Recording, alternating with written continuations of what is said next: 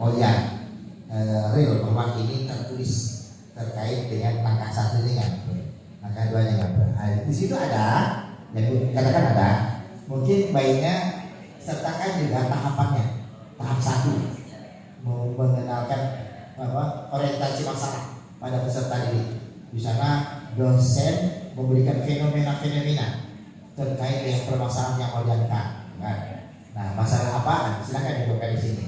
Sehingga 5 sintak itu, jadi tahap 1, tahap 2 itu tetap tertulis ya. Nah, supaya apa? Benar kita melakukan dengan model CBL tadi dan sintaknya, nama judul sintaknya itu ditebalkan supaya jelas.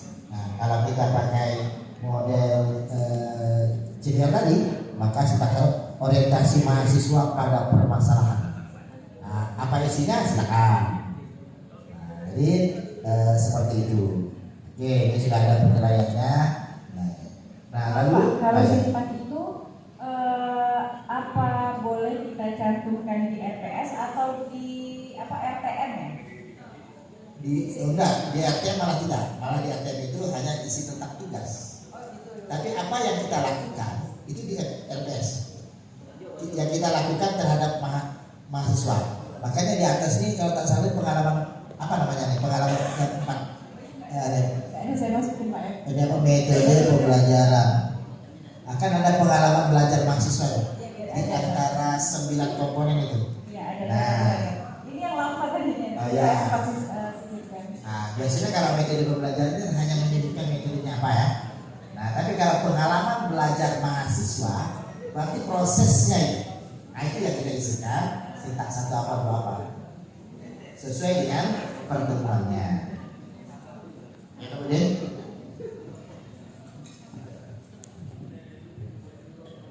baik, ini saya nambahkan aja ya. Sepakat dengan Pak Bisari kemarin juga, kalau Ibu ingin pertemuan yang ketiga ini menjadi CBL, itu berarti dari sub CPMK-nya Ibu harus membidik yang HOTS. Pengaruhnya ya, HOTS itu artinya bisa menetapkan kasus yang terkait dengan apa misalnya. Tidak, tadi Pak Bisari juga ini sub CPMK-nya untuk menganalisis apa begitu ya Pak ya tadi kan. Mungkin di sini Ibu bisa spesifikkan, artinya kalau saya lihat masalah yang Ibu angkat itu kan mahasiswa diminta mencari masalah pada kasus yang sesuai dengan materi. Ini maksudnya mencari permasalahan mengenai konsep ketenaga kerjaan di Indonesia atau apa maksudnya yang Ibu inginkan? Yang di poin ketiga, kerjaan di Indonesia. Nah, berarti kan mahasiswa bisa mencari isu-isu terkait tentang keadaan ketenagakerjaan yang ada di sekitar. Hanya bekerjaan atau ada analisis di dalamnya Bu?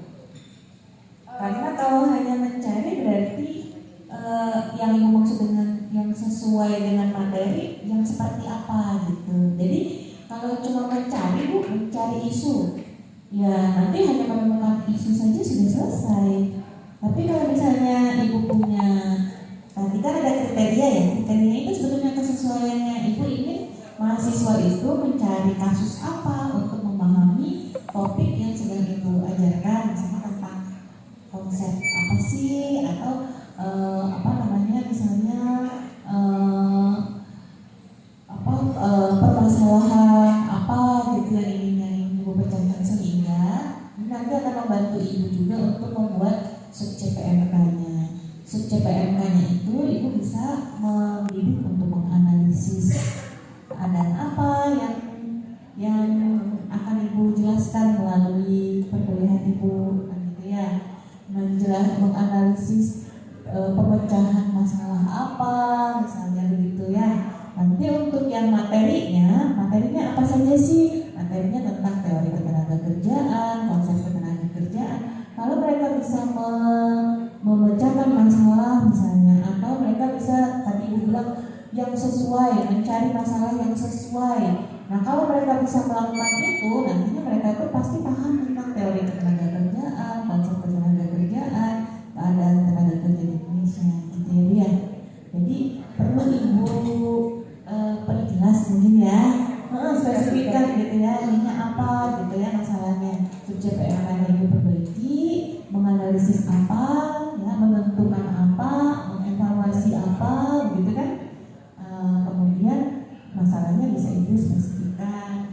Lalu untuk yang di bagian setelah 150 menit itu kalau nggak salah itu kriteria ya Bu ya? Iya. Nah kriterianya Ibu ini tentukan yang sesuai. Apa kriteria yang sesuai itu Bu?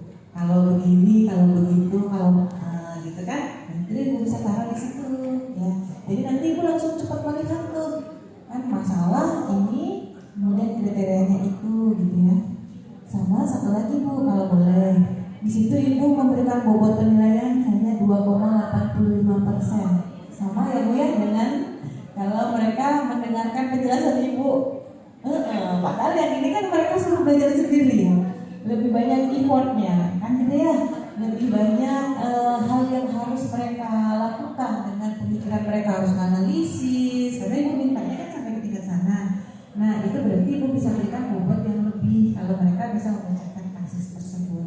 Plus kalau nanti Ibu ingin mengklaim mata kuliah Ibu berbasis kasus dan atau proyek, berarti nilai sumbangan bobot dari kasus atau proyek yang Ibu berikan itu 50%. Nah kalau 2,85 kan sebenarnya Ibu ginjalnya sampai 50% gitu ya. Jadi mungkin Ibu bisa perbesar bobot di sini, Ibu bisa kurangi di bagian yang lain yang tidak memerlukan analisis, misalnya yang bagian menjelaskan ya 2% misalnya gitu ya. Itu sih mungkin Bu saran dari saya.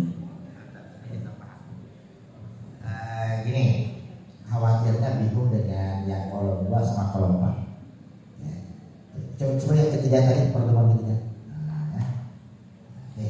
Misal begini, Ibu kan nanti ujungnya itu kan nanti mahasiswa dapat menganalisis misalnya keadaan ketenagaan itu kan ujungnya ya. Maka yang ujungnya itulah yang terisi di kolom yang kedua.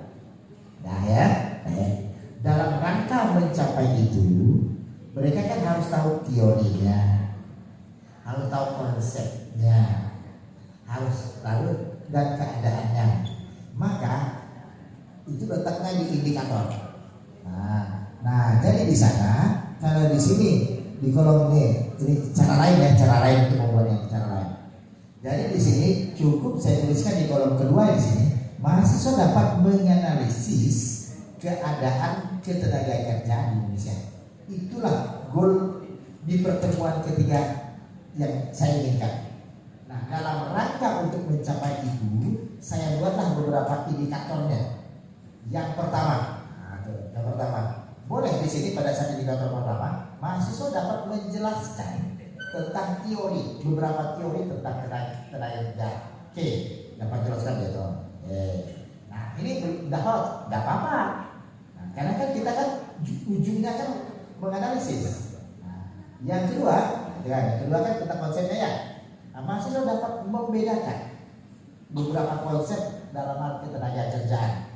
Nah, itu sudah simpang. Setidak kalau salah setidak simpang. Nah, dan lain kan. Nah, yang berikutnya lagi, Ibu nyampaikan sekarang ke kenyataannya. Nah, sekarang berikutnya mahasiswa dapat mungkin menganalisis atau mungkin ini yang paling tidak sama dengan yang di sini. Nah, itu ujung indikator yang ketiga. Nah, jadi indikator tadi kalau kita disuruh membuat soal, maka tidak jauh dari 3 indikator yang sudah terinci tadi. Nah, jadi konsisten ya. Nah, jadi kalau kita ngajar tuh di kolom yang pertama ini adalah yang ujungnya apa? Nah, baru indikator itulah dalam rangka mencapai ujung itu. Ya. Nah, sehingga jangan lupa konsisten.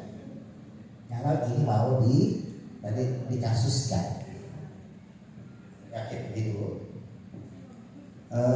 Mungkin agar yang lain juga kebagian. Nah, jadi fokus kami pada bagian ini, mungkin pada bagian lain mungkin lain lagi ya. Baik, terima kasih Bapak dan Ibu. Mungkin sekian. Atau yang terakhir, silakan ada pertanyaannya Bu terhadap kami berdua. Kalau bisa kami jawab. Kalau tidak hanya Tuhan yang tahu. Ada sih sebenarnya Pak, tadi masalah lebih baik dispesifikan kalau memberikan tugas ya tadi ke mahasiswa kan misalnya mencari masalah apa nih. Nah kalau misalkan nih Ibu atau Bapak kan banyak nih secara teori masalah-masalah ketenaga kerjaan nih ada beberapa poin misalnya ya, misalnya ada pengangguran, ada tingkat upah yang kecil gitu kan. Nah mahasiswa dibebaskan nih Pak atau Ibu, dibebaskan untuk mencari masalah yang sedang terjadi atau yang sedang diperbincangkan, tetapi masih merujuk pada materi. Nah, apakah itu perlu kita rincikan juga nih di RPS kalau kita memberikan kebebasan kepada mahasiswa untuk mencari masalah apa aja, tetapi masih masuk ke dalam materi yang ada, seperti itu gimana Pak?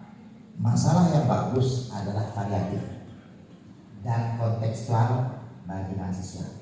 Ketika ada tahap pertama di dalam PBL itu atau CBL itu, yang pertama itu kan mengertikah mahasiswa dengan masalah yang kita mau berikan ini.